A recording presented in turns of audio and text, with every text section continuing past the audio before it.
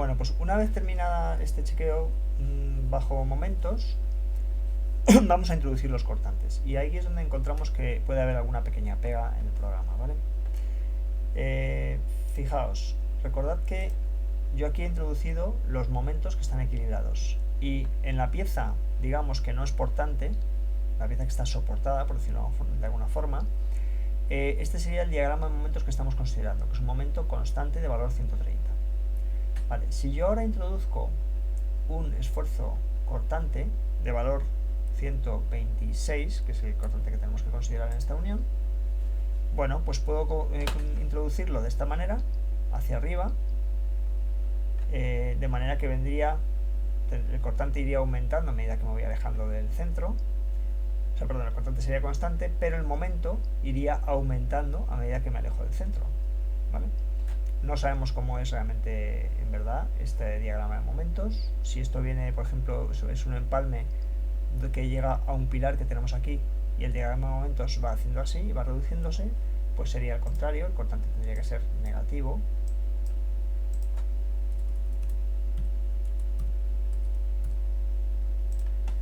¿Vale?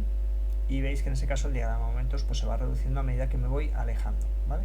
Pero lo que quiero decir es que este diagrama de fuerzas que tengo aquí ahora mismo no está equilibrado y pues lógicamente cuando me vaya a este otro lado vamos a quitar esta opción de cargas en equilibrio, ¿vale? Y elimino el momento que tenía puesto a la derecha, ¿vale? Bien, pues ahora cuando nosotros veamos un momentito los efectos de carga activando esto, pues este sería el momento, ¿vale? Si ahora nosotros vamos al cálculo, ¿vale? Y chequeamos,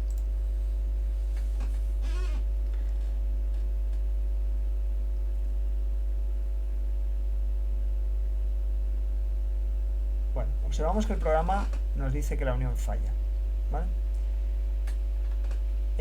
Vamos a revisar un poco por qué puede estar fallando esta unión. Si nos ponemos en alzado y le damos a, por ejemplo, a dibujar las tensiones, observamos una cosa bastante curiosa, y es que en este diagrama, en esta pieza, las tensiones en la pieza son mucho mayores en esta zona que en esta zona. Si considerásemos una zona muy chiquitita alrededor de la unión, pues esperaríamos una cierta simetría de esfuerzos, y sin embargo aquí tenemos una gran asimetría, ¿vale? Bueno, ¿por qué es esto? Pues porque, lógicamente, cuando nosotros estamos metiendo esta carga con este momento, y si el apoyo o el empotramiento está aquí, el cortante que aplico en este punto no está equilibrado, y por tanto, ese cortante más ese momento me va a generar un momento cada vez mayor, ¿vale? De hecho, las reacciones en este extremo serían los 130 kN metro más 126 multiplicado por esta distancia, ¿vale? Por tanto, la distancia que tengamos aquí va a influir, es relevante en el cálculo de la pieza. Si nos fijamos en la deformada, ponemos esta deformada, pues vemos que hay una curvatura apreciable de las piezas. Entonces la primera cuestión es que nos interesaría reducir o hacer más pequeña la pieza, porque la distancia, la longitud que tengo desde la unión hasta el final de la pieza, pues tiene una cierta incidencia en el cálculo de los esfuerzos, ¿vale? Esa es una primera cuestión. La segunda cuestión es que si nos vamos a los distintos elementos y chequeamos a ver dónde está el problema, bueno, podemos chequear, quitar esto, quitar la deformada y ver simplemente el chequeo. Bueno, pues vemos que los problemas no están en las placas, que bueno, están bastante cargadas, pero no rebasan los límites. El problema está en los tornillos. Fijaos que hay tornillos que están al 99%, ¿vale? Bueno, ¿por qué es esto? Cuando el programa calcula,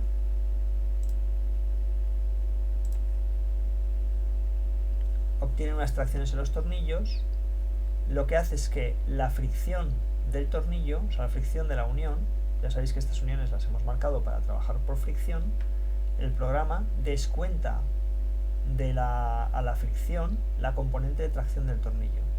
Es decir, que en lugar de los 171,5 kN que tengo de pretensado, el programa va a considerar en este tornillo 171,5 menos 107. Por tanto, la fuerza de pretensado que me va a quedar va a ser neta, va a ser del orden de 70 kN, un poco menos, y el coeficiente de rozamiento 0,2 multiplicado por esa fuerza es lo que me daría resistencia a cortante, que va a ser muy pequeña. Por eso no es capaz el programa de meter el 100% de la carga, se detiene al 82% de la carga, según podéis ver en este simbolito que está aquí, ¿vale? Bueno, pues es difícil corregir eso realmente, porque el chequeo del programa es el que es, ¿vale? En la unión, en realidad, ese efecto no se produce. ¿Por qué? Porque en el momento que yo aplico un momento en un lado de la unión, es verdad que tracciono los tornillos, pero también es verdad que esa tracción está compensada por una compresión en la parte inferior. Como la fuerza de rozamiento depende de la componente, digamos, de esfuerzo neta multiplicada por el coeficiente de rozamiento, aunque yo tenga aquí tracción y tenga aquí compresión, lo que importa es el pretensado original que yo haya metido. Salvo en el caso en que tenga un esfuerzo de tracción aplicado, que ese esfuerzo de tracción sí que me puede mermar el pretensado global, ¿no? Pero en este caso concreto, pues el programa no hace eso, sino que va individualmente, tornillo a tornillo, haciendo la verificación. Por eso al programa le da que esto falla cuando en realidad no falla, ¿vale? Posibles cosas que se pueden hacer para mejorar esto. Bueno, hemos visto que una cosa importante sería reducir el grosor de las piezas, el tamaño de las piezas. Entonces vamos a hacerlo. En el code setup, el tamaño de las piezas está puesto en modelo. Nos dice aquí cuántas veces o cuántas H's va a tomar en cada una de las piezas. Entonces, si tomamos 0,5 H, pues eso va a ser la longitud desde la unión hasta el final de la pieza, ¿vale? Entonces veis que nos reduce. Realmente todo esto a nosotros nos daba un poco lo mismo, ¿vale? Eso sería un primer paso. Otra cosa que se puede hacer para mejorar esto es eliminar la opción de cargas en equilibrio y volver a meter aquí nuestras cargas, que serían los 130 kN, de manera que ya tenemos el momento equilibrado, y equilibrar también el cortante, metiendo 126 kN. Entonces ahora no tenemos desequilibrio de la unión, ¿vale? Sigue habiendo ahí un apoyo que va a tener un pequeño esfuerzo, pero en principio ahora los esfuerzos deberían ser similares en las dos piezas, ¿vale? Bien, otra cosa que podemos hacer bueno, vamos a hacer el cálculo de esto, a ver qué es lo que hemos conseguido. Calculamos.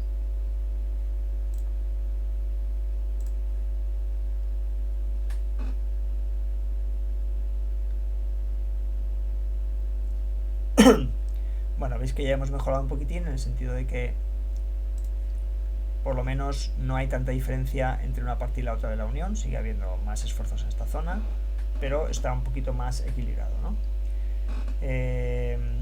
Bueno, seguimos teniendo los mismos problemas que teníamos originalmente, es decir, que la unión falla al 82% porque no hemos hecho nada para mejorar el tema del cortante. Vamos a arreglar el problema del cortante y vamos a ver cómo podríamos hacerlo. Bueno, una primera opción para el cortante sería el siguiente. Podríamos dividir la unión en dos partes, o sea, podríamos hacer vamos a pinchar con el botón derecho sobre el U y lo copiamos. Y entonces vamos a crear una opción que vamos a llamar ELS. ¿Qué vamos a hacer? Vamos a meter la carga en dos partes. Vamos a meter primero estado límite de servicio y después estado límite último. Entonces, para estado límite de servicio vamos a pedirle al programa que calcule si la unión funciona a fricción, y para estado límite último vamos a pedirle al programa que calcule la unión a simplete cortante, ¿vale? Con deslizamiento, mejor dicho. Bien, de momento vamos a quitar esto, entonces vamos a quedarnos con estado límite último, y lo que vamos a hacer es seleccionar los tornillos y decirle que los compruebe en estado límite último con deslizamiento, ¿vale? Es decir, por bearing, no por friction. Si chequeamos ahora la unión, pues vemos que efectivamente la unión funciona al 100%, ¿vale? Con lo cual ya sabemos que la unión resiste ese cortante y resiste ese momento, ¿vale? Nos falta ver ahora que no deslice en estado límite de servicio. Entonces, para eso podemos desactivar nos vamos a estado límite de servicio y modificamos los esfuerzos, ¿vale? Si dividimos 130 entre 1.4 obtenemos 92,9. Pues vamos a meter 92,9 de momento. Ese sería el momento en servicio aproximadamente. Y 126 entre 1.4 sería 90 y más 90. Vale. Veis que tenemos la unión equilibrada y ahora vamos a calcular, perdón, ahora chequeamos los tornillos y pedimos al programa que los use en fricción, es decir, con rozamiento. Chequeamos, vale, y vemos que en estado límite de servicio podemos aplicar el 100% de la carga con el tornillo funcionando en fricción. Si nos vamos a los tornillos, vemos que estamos con tornillos trabajando al 98%, ¿vale? Pero en definitiva estamos resistiendo los esfuerzos, ¿vale? Podemos ver entonces los esfuerzos en los tornillos en estado límite de servicio, la deformada, ¿vale? Y muy importante, podemos ver si se desarrollan tensiones plásticas en estado límite de servicio y veis que prácticamente, excepcionando estos puntos pequeños de plastificación en las alas del perfil, pues prácticamente la unión se comporta en régimen elástico, ¿vale? Podéis observar aquí la plastificación que tenemos en algunos elementos, que es el 0,5%, es un valor muy pequeño, ¿vale?